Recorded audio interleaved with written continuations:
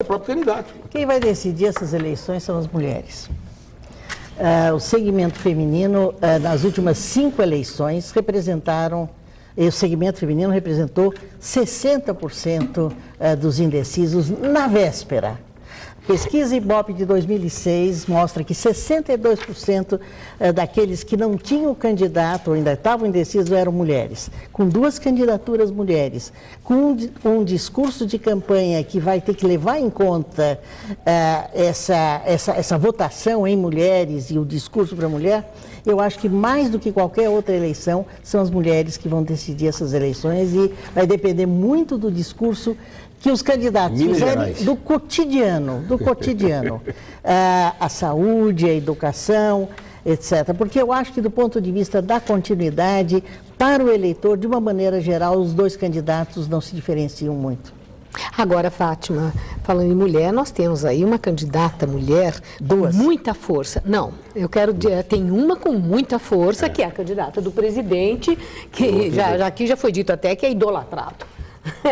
E temos a outra candidata que tem uma causa e muita consistência no discurso e que, por sinal, na convenção do partido dela, eles disseram que a candidatura de Marina pode acabar com o caráter plebiscitário dessa eleição.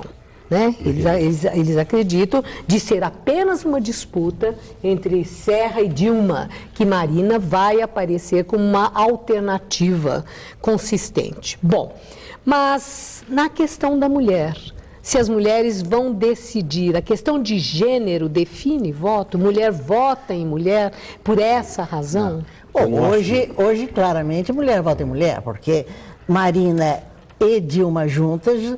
O Serra tem mais votos das mulheres do que a Dilma. Sim, mas a soma dos votos das duas. A soma dos votos, quer dizer, o eleitorado pela primeira vez tem a chance de votar em 2 mulheres. E esses votos somam hoje quase 50%.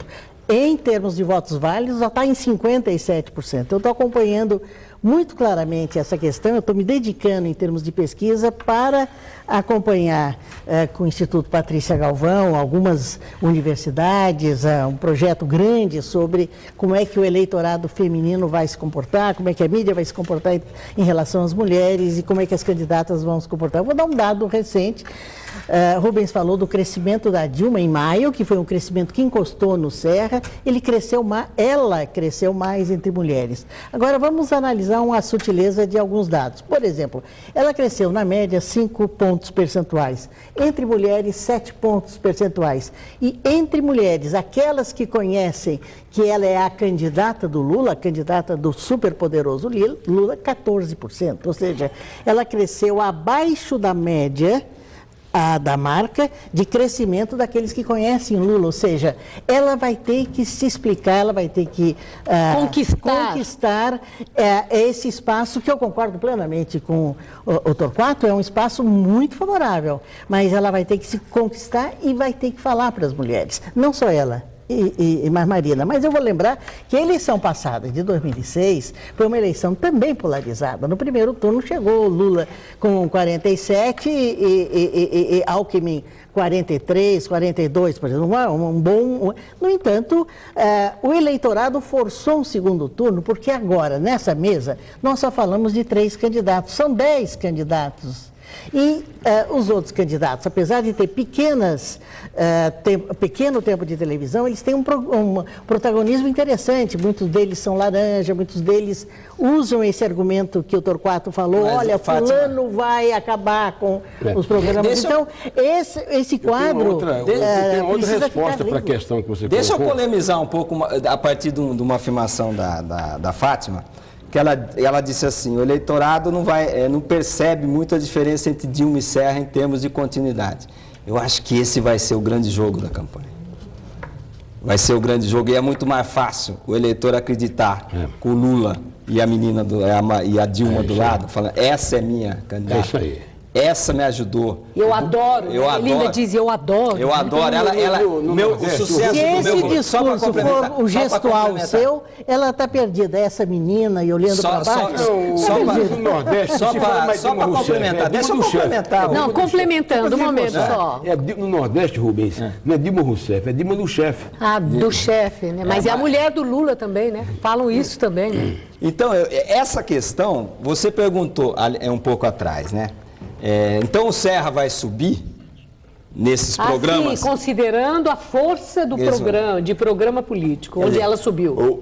Você pode estar com a estratégia de marketing correta, mas depende da aderência que essa estratégia tenha na opinião pública, no eleitorado. A Marina está com a estratégia certa, ela é a mulher do verde, do desenvolvimento sustentável, ela tem uma história de vida bonita, mas isso sensibiliza uma parcela pequena. E a questão do carisma?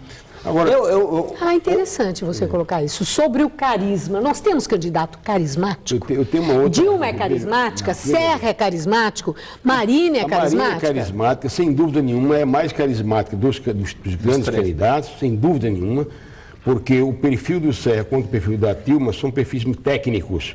E a Marina, realmente, pela simbologia que ela faz transparecer, ela é carismática. Agora, o problema da Marina é que o discurso é muito monocromático, muito pequeno o discurso dela. Ela é identificada com ambientalismo. Portanto, essa é uma faixa, como o Rubens bem colocou, estreita, precisava largar. Mas eu tenho uma outra questão aqui em relação a Fátima falou que as mulheres vão decidir a campanha. É uma maneira de ver a campanha, mas eu tenho uma outra visão. Amigos, é geografia eleitoral. Quem vai decidir essa campanha são Minas Gerais. Porque o eleitor mineiro é o eleitor mais desconfiado e ele não acompanha absolutamente as alianças que se fazem nos estados em nível federal e estadual. Minas Gerais tem 14.200.000 eleitores e é um eleitor enrustido. E esse eleitor, em Minas Gerais, ele estaria querendo o Aécio Neves no lugar do Zé Serra. E não se conformou ainda com essa possibilidade. Muito bem, então, ele, na minha visão, ele vai votar naquele candidato que melhor corresponda às expectativas em relação a Minas Gerais. Então, eu vejo, por exemplo, Minas com uma tendência muito grande, por exemplo, de não acompanhar o Aécio no apoio à Serra. Vejo isso.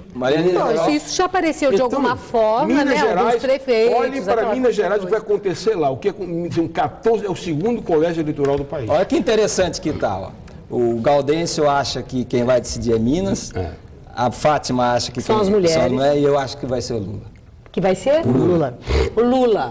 Certo. Agora eu quero saber o peso dos debates para a decisão do eleitor. Por sinal, a TV Gazeta tem a tradição de fazer debate. E dessa vez, nas eleições de 2010, o jornal O Estado de São Paulo se une à TV Gazeta na realização e cobertura dos debates eleitorais em primeiro e segundo turnos. E com essa parceria, os debates entre os principais candidatos ao Senado por São Paulo, governo paulista, à presidência da República, vão ser transmitidos ao vivo, também pela Rádio Eldorado, do Grupo Estadão, e pelo portal Estadão, além da TV Gazeta e da Rádio Gazeta. As regras, as datas para a realização dos eventos foram discutidas e previamente agendadas. E eu vou agora a um pequeno intervalo e, ao voltarmos, nós vamos questionar o peso, a força do debate, o significado da fuga ao debate. Se candidato que falta é candidato fujão. Se isso mostra fragilidade e medo, falta de coragem de se expor cara a cara com os adversários. Fazemos um intervalo e voltamos já já.